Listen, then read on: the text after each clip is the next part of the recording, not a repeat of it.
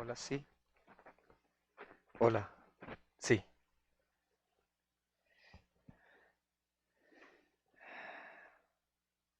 Hola, sí. Buenos días, amados hermanos, amada iglesia. El Señor fortalezca nuestro andar. Vamos a recordar el texto que leyó el hermano ahorita. Primera de Reyes, capítulo 12, versículos 25 al 33. Entonces reedificó Jeroboam a Siquem en el monte de Efraín y habitó en ella. Saliendo de allí, reedificó a Penuel. Y dijo Jeroboam en su corazón: ahora se volverá el reino a la casa de David, si este pueblo subiere a ofrecer sacrificios en la casa de Jehová en Jerusalén. Porque el corazón de este pueblo se volverá a su señor Roboam, rey de Judá, y me matarán a mí, y se volverán a Roboam, rey de Judá. Y habiendo tenido consejo, hizo el rey 2 becerros de oro, y dijo al pueblo: bastante habéis subido a Jerusalén. He aquí tus dioses, oh Israel, los cuales te hicieron subir de la tierra de Egipto. Y puso uno en Betel y el otro en Dan. Y esto fue causa de pecado, porque el pueblo iba a adorar delante de uno hasta Dan. Hizo también casas sobre los lugares altos, e hizo sacerdotes de entre el pueblo que no eran de los hijos de Leví. Entonces instituyó Jeroboam fiesta solemne en el mes octavo, a los 15 días del mes, conforme a la fiesta solemne que se celebraba en Judá. Y sacrificó sobre un altar. Así hizo en Betel, ofreciendo sacrificios a los becerros que había hecho.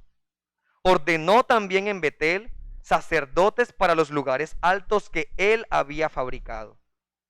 Sacrificó pues sobre el altar que él había hecho en Betel a los 15 días del mes octavo, el mes que él había inventado de su propio corazón. E hizo fiesta a los hijos de Israel y subió al altar para quemar incienso. Amén. Voy a leer otros apartes, otros versículos del libro de Reyes que tienen que ver con otros reinados, pero están relacionados con lo que acabo de leer. Primera de Reyes 15:34 dice: e hizo lo malo ante los ojos del Señor, y anduvo en el camino de Jeroboam y en el pecado con que hizo pecar a Israel. Primera de Reyes 16:19. A causa de los pecados que había cometido, haciendo lo malo ante los ojos del Señor, andando en el camino de Jeroboam, y por el pecado que cometió, haciendo pecar a Israel. Primera de Reyes 16:26.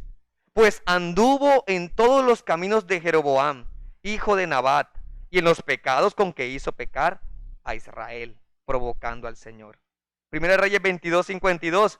Hizo lo malo ante los ojos del Señor y anduvo en el camino de su padre, de su madre, y en el camino de Jeroboam, hijo de Nabat, el que hizo pecar a Israel.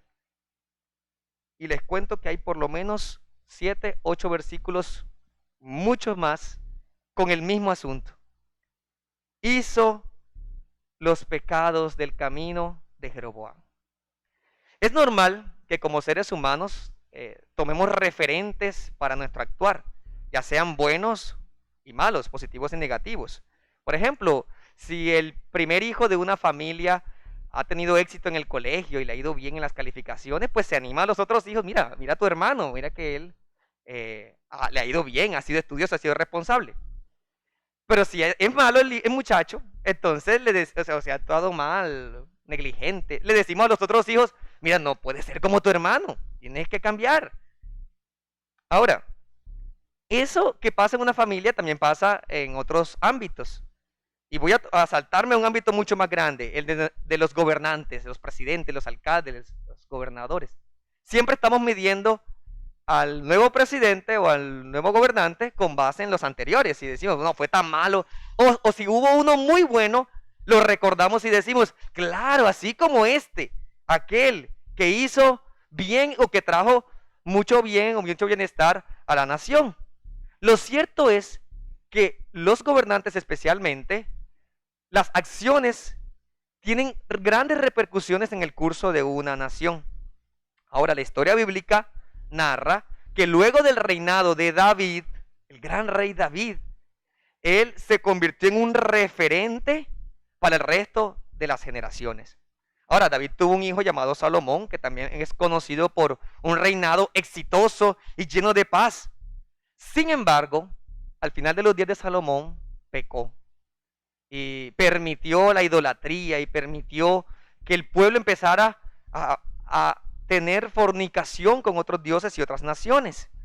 Y por ese pecado, Dios le dijo, el reino de Israel será dividido en dos partes. El reino del norte, el reino del sur. En el reino del norte quedaron 10 tribus. Eran 12, 10 en el norte. Y en el sur quedaron 2. La tribu de Judá, de donde venía el rey David. Dios le había dicho a Salomón que por su pecado iba a hacer esa división y que el reino del norte, o sea, las 10 tribus, se las iba a dar a un siervo suyo. Bueno, cuando Salomón murió y su perverso hijo Roboam tomó el trono, las 10 tribus del norte inmediatamente se rebelaron y nombraron como rey a Jeroboam, el hombre de nuestra historia. Y lo nombraron porque era un hombre activo, ya él había trabajado con ellos, era un siervo bastante diligente. Tanto así que Salomón lo había nombrado jefe de las tribus de Manasés y Efraín, que eran tribus prominentes en el norte. O sea, de las 10 tribus, esas 2 eran líderes, Manasés y Efraín. Tenían bastante territorio en el norte y por lo tanto bastante influencia. Pero cierto día, un profeta llamado Ahías se acercó a Jeroboam y le había dicho, ya cuando Salomón estaba reinando, el profeta le dijo, tú has sido designado por Dios para gobernar Israel. Y esto es interesante porque quiere decir que Dios le estaba prometiendo a Jeroboam el juicio que le había declarado a Salomón. Y eso nos va llevando a esta historia, la historia de 1 Reyes capítulo 12. De hecho, el reino del norte, que comenzó con Jeroboam, tuvo 20 reyes en 200 años, y todos de linajes diferentes. No se pudo mantener el linaje de Jeroboam. Mientras que el reino del sur, que siguió la línea de David, los hijos de David, nietos de David, tuvo también 20 reyes, pero en aproximadamente 350 años, más o menos. ¿Qué pasa? ¿Y por qué doy esta introducción? Para que entendamos lo siguiente. Jeroboam, el primer rey del norte, se convirtió en un referente para el resto de los reyes que siguieron después de él. Mientras que el rey David siguió siendo el estándar con el cual se comparaba a los reyes del sur. Esto es interesante porque la calidad espiritual del gobernante iba a definir el rumbo de la nación. Ahora, Dios había cumplido su palabra. Dios le prometió a Jeroboam 10 tribus y 10 tribus se las dio. Claro, fue toda una providencia fascinante que usted puede leer en el capítulo 12 en sus inicios. Eso fue Dios moviendo los hilos, pero el ser humano actuando. Eso es maravilloso. Pero Dios cumplió su palabra. Jeroboam tuvo sus 10 tribus. El asunto es, y quiero mostrarles con este texto, que aunque Dios haya cumplido su palabra y su promesa, el pensamiento y las acciones del corazón perverso del rey Jeroboam se convirtieron en un fuerte testimonio para las siguientes generaciones. Tanto así que aún hoy estamos predicando al respecto. Y nos muestra la importancia de que demos como cristianos un buen testimonio de un corazón recto para Dios que ama y obedece a Dios, y eso va a impactar a nuestras generaciones. Entonces el título que le he dado a esta enseñanza es el testimonio de un corazón perverso. Y vamos a ver 3 cosas que observo en este texto. La primera es la deficiente seguridad de este corazón. El corazón perverso pone su seguridad en algo muy, muy deficiente. Lo segundo es que el corazón perverso tiene un corazón malicioso. Abunda la maldad en él y eso es lo que proyecta, lo que promueve. Y lo tercero es que el corazón perverso elabora un sistema falso de adoración. No es que no adore, él sí adora, pero de una manera falsa. falsa. Entonces vamos a ver estos tres elementos en los versículos que estamos estudiando. Versículo 25. Entonces reedificó Jeroboam a Siquem en el monte de Efraín y habitó en ella. Y saliendo de allí, reedificó a Penuel. Bien. Una vez que el pueblo de Israel se separó del reino del sur, empieza la dinastía de Jeroboam, Dios le había prometido. Y lo que hace Jeroboam es, bueno, vamos a tomar una capital. Siquem es la que él escoge. Siquem quedaba pues al norte de Jerusalén, aproximadamente 55 kilómetros. Y la idea era que él iba a fortificar como capital ese lugar donde ya el pueblo en ocasiones anteriores se había reunido allí para eventos importantes. O sea, él estratégicamente toma un lugar que ya ha sido reconocido como un lugar de pacto. Allí fue donde las tribus hicieron pacto con Josué un tiempo atrás de que seguirían a Dios. Era un lugar que congregaba al pueblo en muchas otras ocasiones. Por otra parte, Siquem también era una ciudad importante porque era una ciudad de refugio. O sea, una ciudad donde predominaban los levitas, que eran los que ayudaban en el servicio y el ministerio a la casa del Señor, a Dios.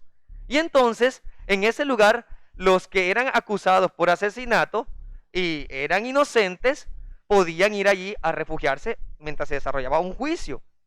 Incluso podrían ser librados de la muerte mientras estuviesen allí. Así que Siquem era una ciudad estratégica porque había sido sede de grandes reuniones del pueblo y de consagración al Señor, como también un lugar reconocido por la salvación que ofrecía a aquellos que cometían algún asesinato, y llamémoslo, sí, mataban a alguien de forma sin intención, sin ninguna intención, por accidente. Ahora, aparte de Siquem, que fue su capital, Jeroboam toma otra decisión estratégica. Cruza el río Jordán, al lado del este, y reedifica y fortifica Penuel. Penuel ayudaba como un sitio estratégico para gobernar las tribus del otro lado del río, o sea, expandirse un poco más, mantener su imperio, y también evitar un cruce comercial de las naciones hacia Judá. O sea que era como una doble posición. Bueno, aquí voy a gobernar un poco más y pueda tener más dominio, más poder, pero también voy a truncar el camino para el reino del sur, para el reino del sur. Ahora uno diría, bueno, esas decisiones son política y estratégicamente correctas, o sea, uno diría, bueno, pero eso tiene sentido que lo haga, el fortificar, el hacer, o sea, el tener mayor dominio para evitar los asedios o evitar el que lo dominen. Eso no se cuestiona. El asunto es que está proviniendo de un corazón malvado que está buscando por los medios que él solamente conoce asegurar su reino. Pero no está allí en ese momento, no está mostrando una confianza en la fortaleza que solamente Dios puede dar. Hermanos, esto nos deja ver que es posible que usemos las estrategias que conocemos para garantizar una vida buena. Sabemos que la educación trae cosas provechosas, el trabajo diligente. Pero si no está fundamentada en la fe en Dios, eso es inestable y deficiente. Esa seguridad se convierte en una seguridad falsa. Eso termina siendo un autoengaño. Ese afán de protección y seguridad que uno quiere sentir y experimentar es muy débil, porque todo en este mundo es pasajero. En vano trabaja el que edifica, en vano vela la guardia si Jehová no guarda, si Jehová no edifica. Entonces, nada pudo evitar el juicio que Dios trajo sobre Jeroboam por ese corazón perverso. Aunque él se quiso asegurar con sus medios humanos, no pudo evitar que Dios lo juzgara posteriormente por su maldad. Nada puede evitar asimismo que venga el juicio divino sobre los pecadores que piensan que saldrán libres por su sentimiento de seguridad, aunque sus vidas no estén en armonía con la justicia de Dios. Creen que sus posesiones, creen que su felicidad efímera o sus logros los salvarán ante el juicio divino, o su indiferencia. Pero nada de esto es seguro. En segundo lugar, vemos en el texto, en los versículos 26 27, la malicia que hay en el corazón de este hombre.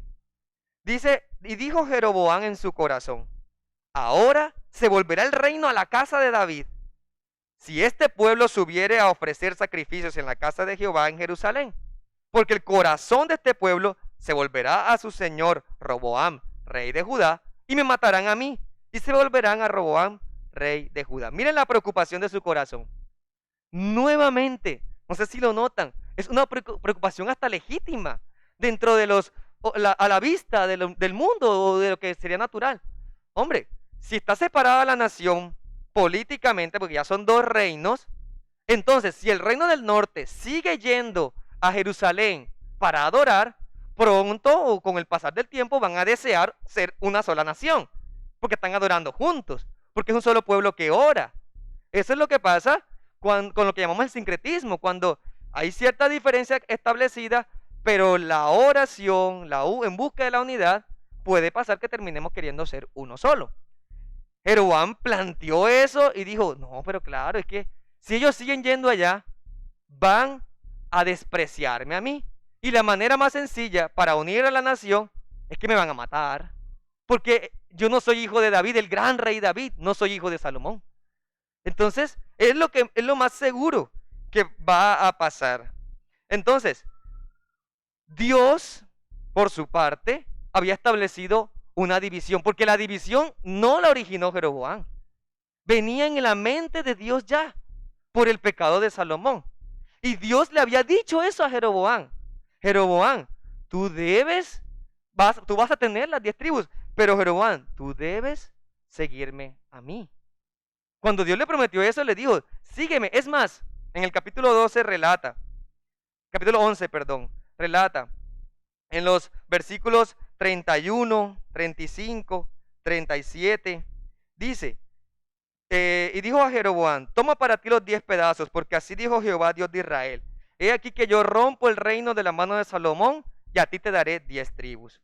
En el versículo 35, quitaré el reino de la mano de su hijo, o sea, de Roboam, lo daré a ti, 10 tribus. Versículo 37, te tomaré a ti, y tú reinarás en todas las cosas que deseare tu alma, y serás rey sobre Israel. Y si prestares oído a todas las cosas que te mandare, anduvieses en mis caminos, hicieses lo recto delante de mis ojos, guardando mis estatutos y mis mandamientos, como hizo David mi siervo, yo estaré contigo. Te edificaré casa firme, como la edifiqué a David, y yo te entregaré a Israel. O sea, ¿quién le estaba asegurando a Jeroboam el dominio completo de las 10 tribus? Dios. Y Dios había aclarado que era una división política, no religiosa. En otras palabras, el reino de Israel debía seguir yendo a Jerusalén. Debía seguir porque era un solo Dios. Un solo Dios. Pero Jeroboam, en su mente, había la preocupación de que se iban a volver. Y como le digo, es una preocupación legítima para el que no confía en Dios. Para el que no tiene su esperanza y su seguridad en Dios. Es una idea, claro, ¿cómo no? Sí, ya lo expliqué. Entonces, ¿qué estamos viendo allí? Pecado en el corazón de Jeroboam. La codicia, porque pretendía una estrategia que tomara el corazón del pueblo hacia otra forma de adoración. Y así se sentiría más tranquilos, no se sentiría en peligro de que iba a morir.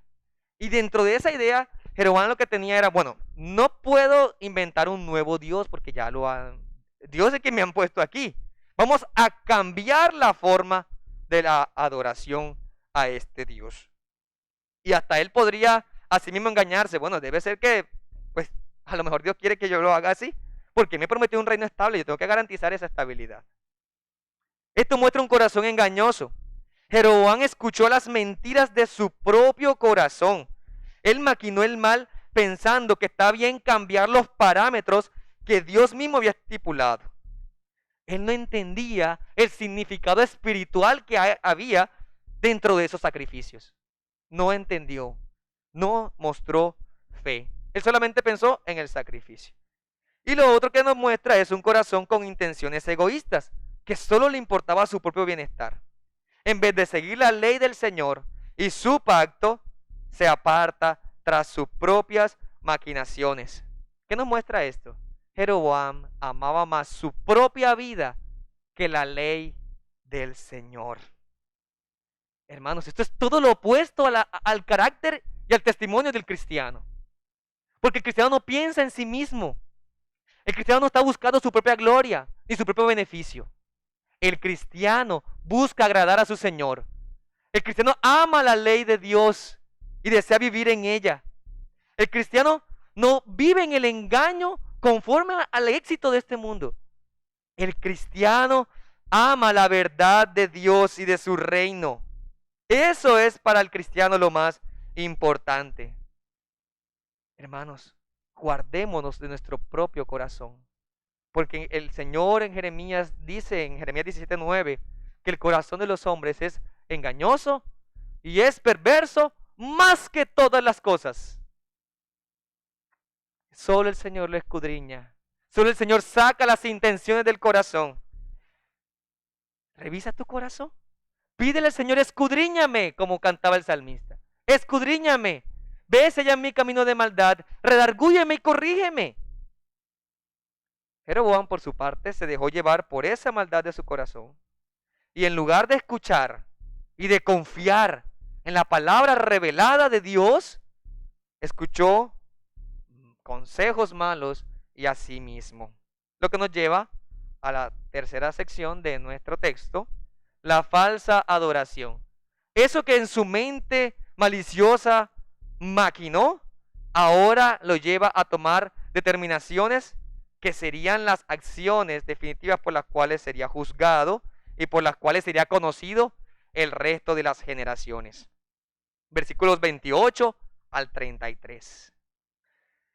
Dice el texto, habiendo tenido consejo, hizo el rey 2 becerros de oro.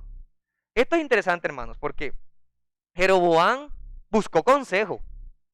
Así como Roboam, el hijo de Salomón, el nieto de David, también había buscado consejo en su momento cuando el pueblo se le presentó para hacerle rey, pero se presentó una trifulca allí, unas demandas, y Roboam pidió consejo a los ancianos y a los jóvenes y prefirió seguir el consejo de los jóvenes, que fue un consejo ignorante, falto de sabiduría. Bueno, Jeroboam también consultó, pero esos consejeros eran igual de maliciosos que él, o peor quizás, porque le apoyaron en la idea perversa de cambiar la ley de Dios.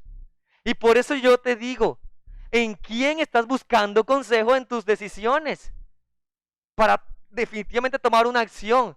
¿Estás buscando el temor del Señor o estás siguiendo lo que es más fácil según la corriente de este mundo? Porque siempre aparentemente es más fácil.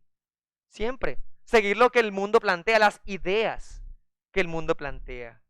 Mi hermano, ¿está tu mente transformándose y renovándose, como dijo el apóstol Pablo en Romanos 12:2? Constantemente transformándose, renovando el entendimiento, la claridad de tu mente, escudriñando la palabra de Dios para ver cómo es que usted debe pensar, amar, sentir, accionar.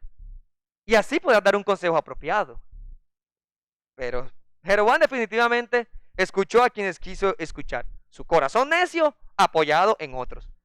Lo cual también nos deja ver, hermanos, que no siempre el consejo de la mayoría es el más sabio. Nosotros no dependemos de lo que la mayoría decida. Nosotros dependemos de lo que la palabra de Dios enseña. Y por ello es que tomamos las acciones que tomamos. Ahora, veamos cuáles fueron las reformas, ahora sí específicamente, que él tomó y que fueron graves para todos. El pensamiento es simple. Adoraremos al Dios que nos sacó de Egipto, pero usaremos otra forma. ¿Cuál es la otra forma? Vamos a hacernos 2 becerros de oro, 2 imágenes. Esto nos recuerda a un pasaje anterior, ¿cierto? En el desierto, ya cientos de años atrás, cuando ellos salieron de Egipto y estaban en el monte Sinaí, estamos hablando de muchos años atrás, el pueblo se rebeló y dijo, Aarón, el hermano de Moisés, haznos dioses, no sabemos qué ha pasado con Moisés. Y Aarón entonces les dijo, bueno, tráiganme las joyas. Hicieron un becerro de oro. ¿Y qué fue lo que dijeron? ¿Son nuevos dioses? No. mira Israel, aquí están tus dioses que te sacaron de Egipto. O sea que supuestamente la intención era adorar al Dios verdadero, pero de una forma equivocada. Y al usar las imágenes, estaban haciendo una religión falsa, una adoración incorrecta. Eso aparece en Éxodo capítulo 32. Y era un culto atractivo, hermanos, porque a Dios nadie le ha visto.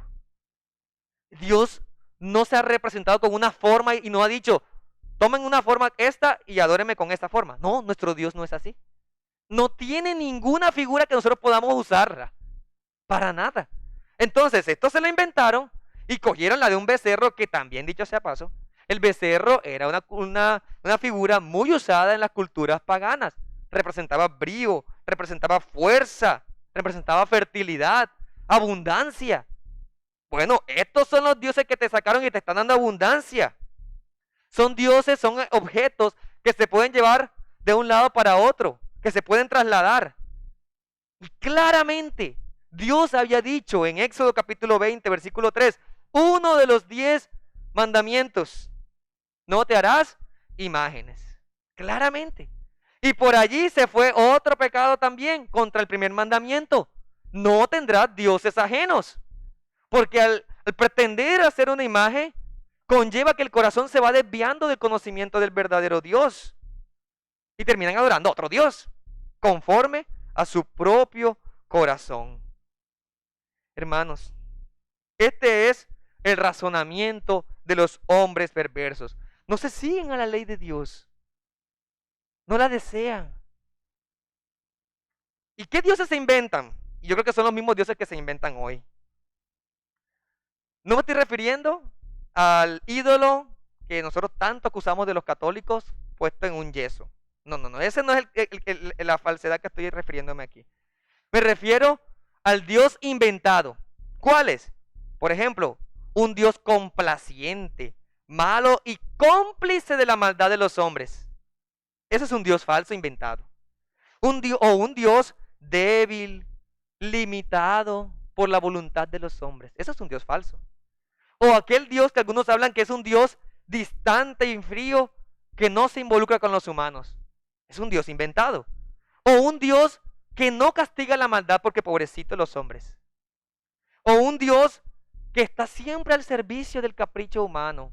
Señor, yo quiero salud, bueno, toma salud. Señor, yo quiero plata, toma tu plata. Yo quiero herencia, toma tu herencia. No, eso es un Dios inventado. Un Dios aburrido y cínico, que incluso hasta puede ser comprado con algunas cosas. O un Dios ciego y sordo que puede ser burlado y él no se dará cuenta de lo que yo hago. Bueno, hay muchas más invenciones humanas. Es lo mismo, es el mismo problema. ¿Cómo se va desviando por simplemente cambiar la manera de adorar al Dios verdadero? Ahora, él hizo 2 becerros y les dijo al pueblo, bastante has subido a Jerusalén, ya mucho, eso es demasiado, ¿para qué seguirlo? Mire, aquí están tus dioses, aquí tienen 2 becerros que representan a sus dioses. Y para que les quede más fácil, les voy a poner uno bien al extremo norte, en Dan.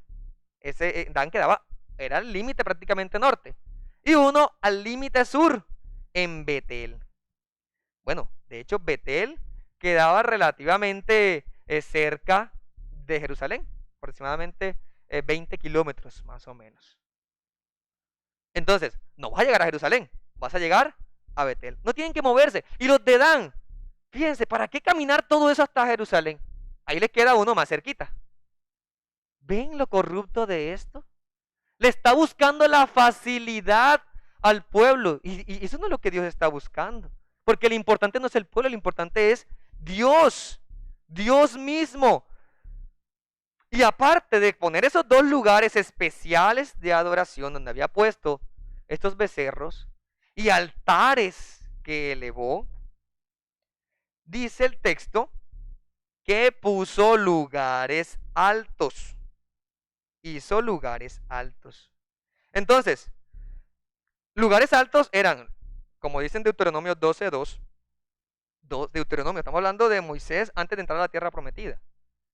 destruiréis completamente todos los lugares donde las naciones que desposeeréis sirven a sus dioses, sobre los montes altos, sobre las colinas y debajo de todo árbol frondoso. O sea que parte de la cultura pagana en ese momento en Canaán, cientos de años de que esto sucediera, era que debajo de árboles grandes, místicos, le ponían un altar y decían que ahí podían adorar a sus dioses.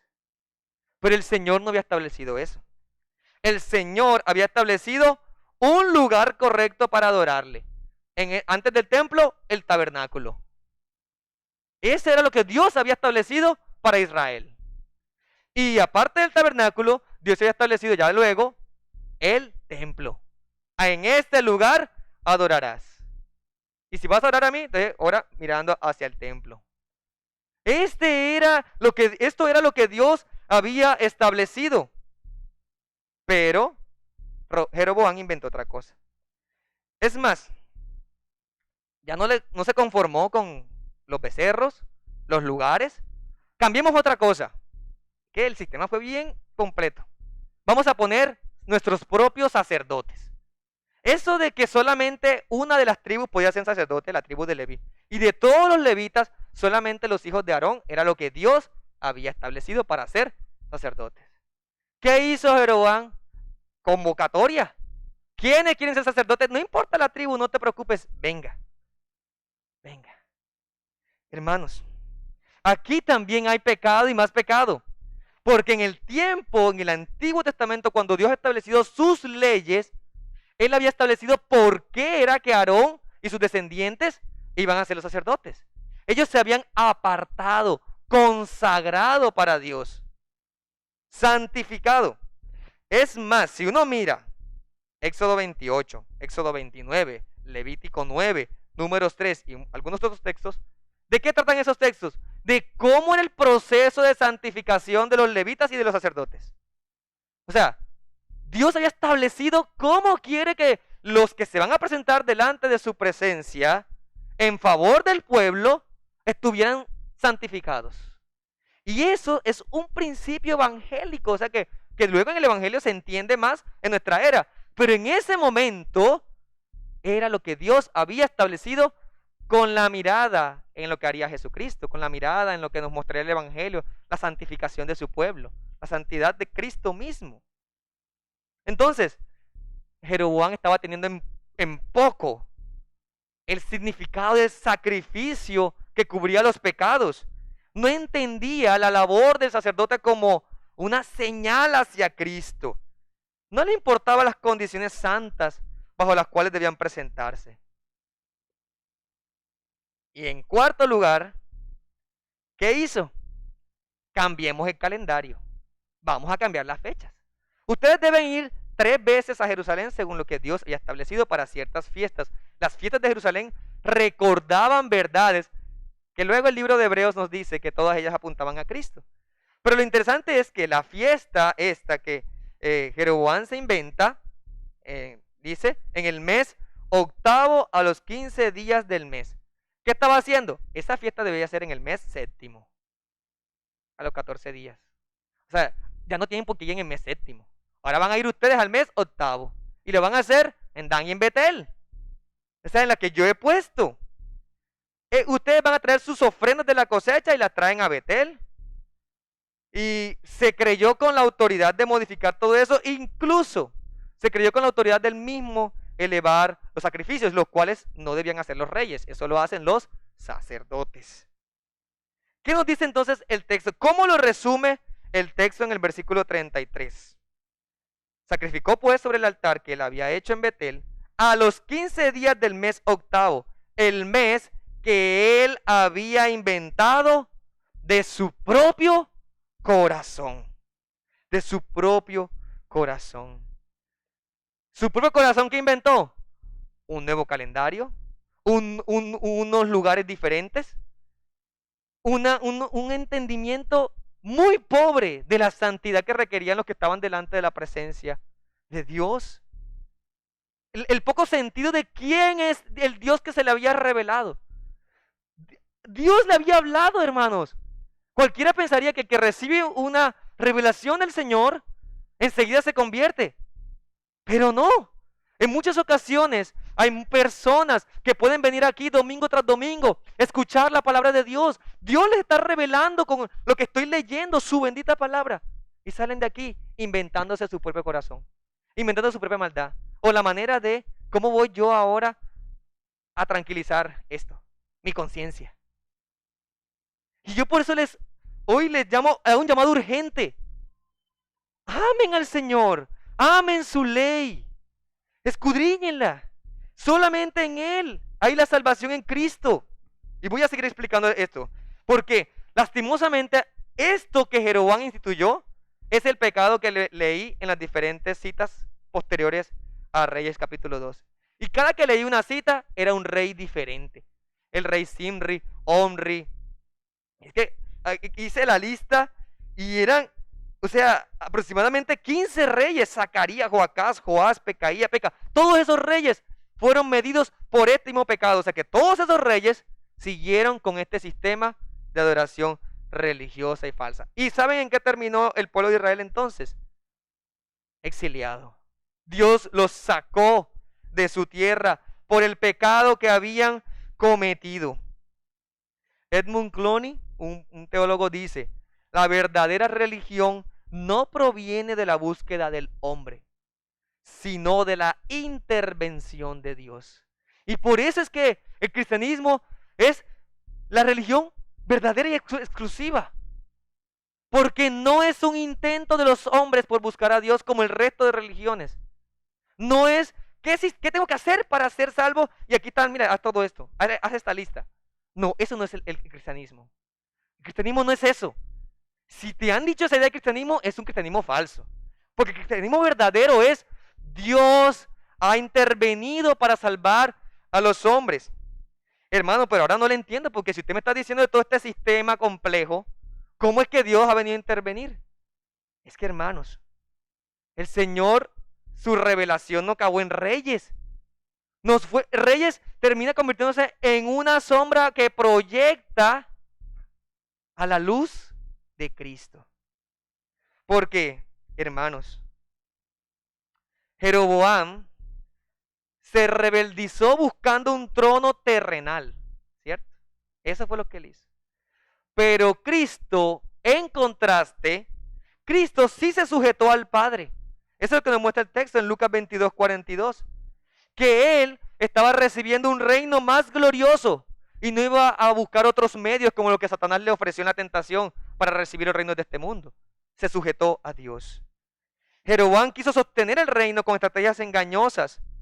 Pero en Tito capítulo 2 versículo 14 nos dice que Cristo no tuvo miedo a morir en favor de su pueblo, porque sabía que su reino no tendría fin. Su padre se lo había dado, él se entregó. Jeroboam construyó 2 becerros para representar al Dios de su imaginación, mientras que Colosenses 1:15 nos dice que Cristo es la imagen del verdadero Dios y solo Él merece la adoración. Jeroboam condujo al pueblo a pecar. Esto es lo que dice el texto. Fue ocasión de pecado al pueblo. Mientras que en Romanos 6:18 dice que Cristo, como nuestro Rey, nos conduce a vivir en la justicia que agrada al Padre.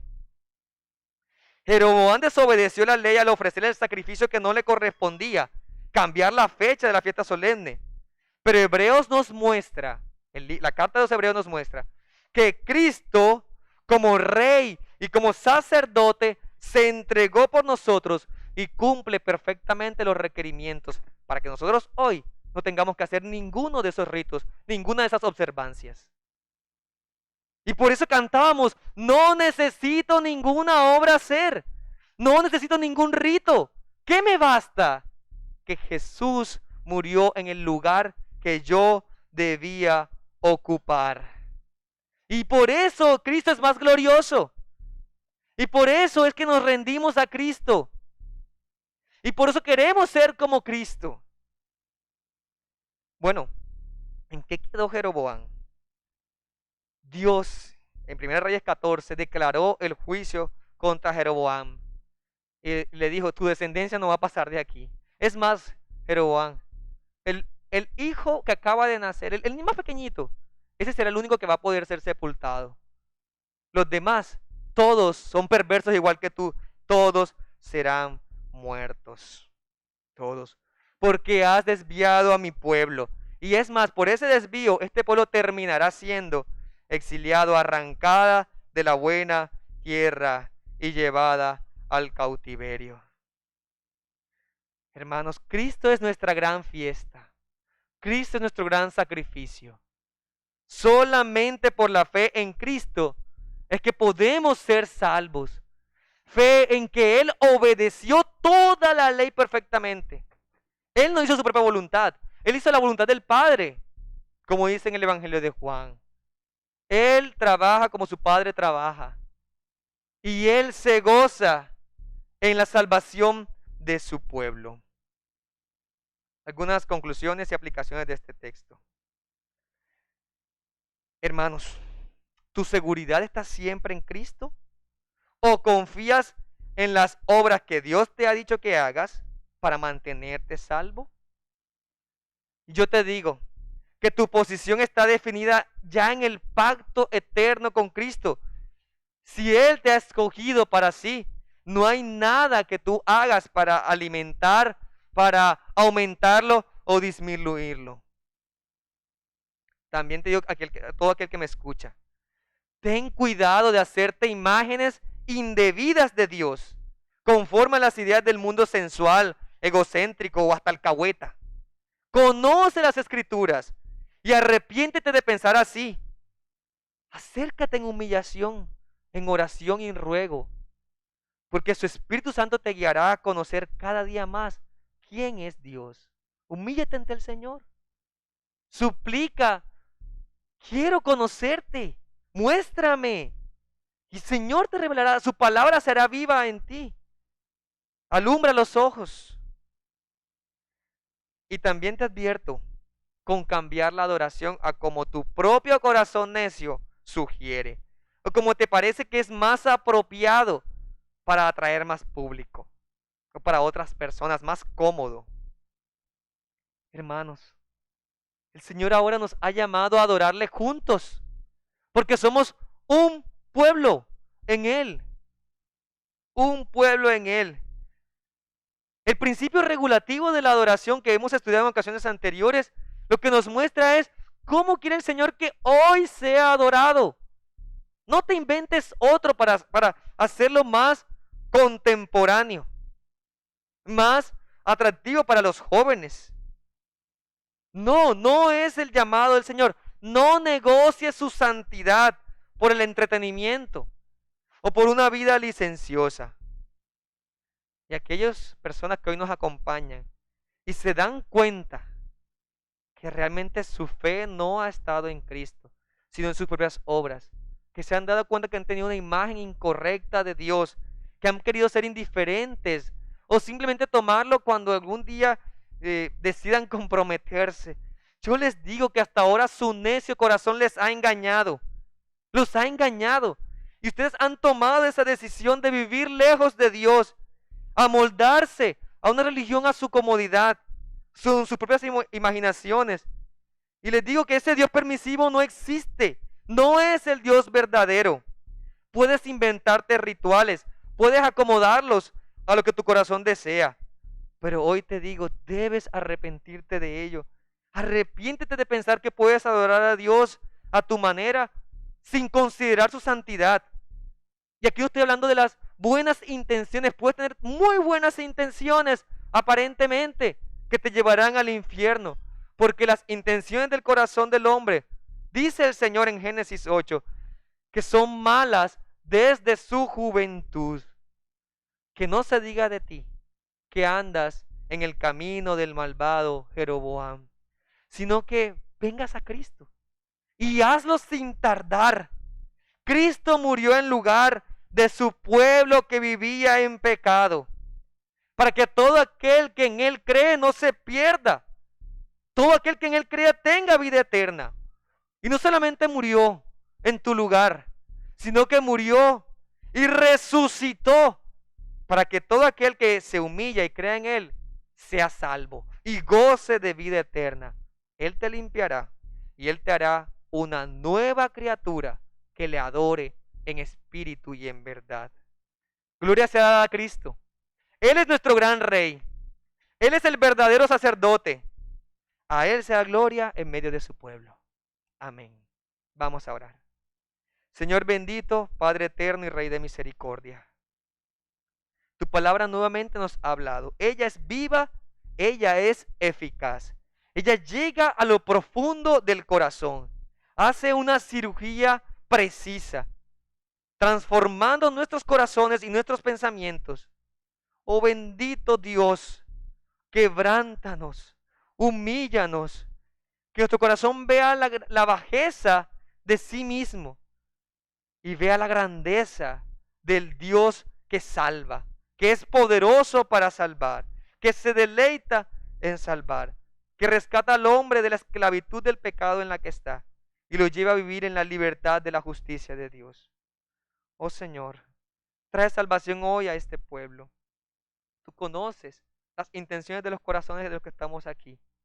Y tú sabes qué necesidad hay de ti, de edificación, de transformar nuestros pensamientos, de llevar la verdad de Cristo por doquier. No queremos ser un mal testimonio para las generaciones venideras, ni para los que nos están rodeando.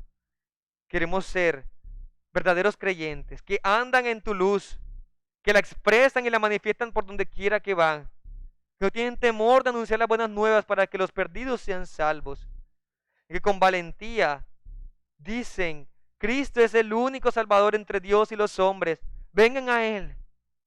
Ayúdanos también para ser fieles a tu llamado, fieles a ti, que la seguridad de nuestro corazón esté en ti, nuestra confianza siempre esté en ti. Aparta de nuestro corazón los pensamientos maliciosos, los que nos llevan a las codicias, a las envidias, los que producen muerte y veneno. Haznos, oh Señor, limpios, puros y santos, como tú eres santo.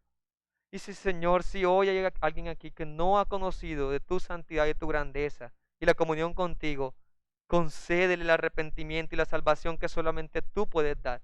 Que su carga sea quitada, la carga de sus pecados, y pueda confiar y descansar en tu obra y tu justicia. Todo porque tú eres glorificado en la salvación de tu pueblo. Esto lo rogamos por medio de la obra de Cristo. Amén. Gloria sean dadas a Dios. Hermano Luis.